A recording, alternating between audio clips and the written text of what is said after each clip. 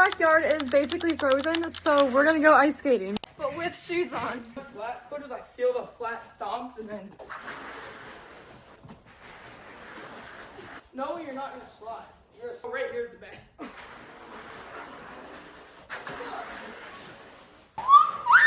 Fuck. Oh, run back.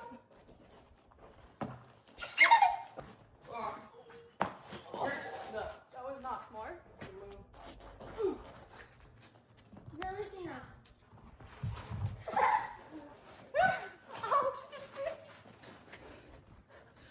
She's done. Come on, Lucy, let's go inside. Come on. My face feels frozen, so now I think it's time to make some hot chocolate. Where's the cupcakes?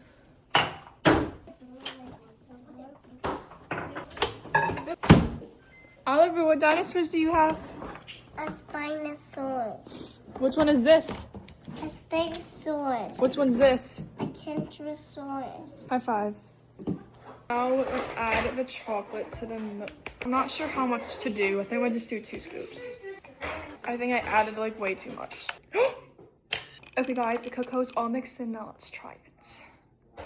Very chocolatey, but really good. Perfect way to end off the snow day. Bye guys.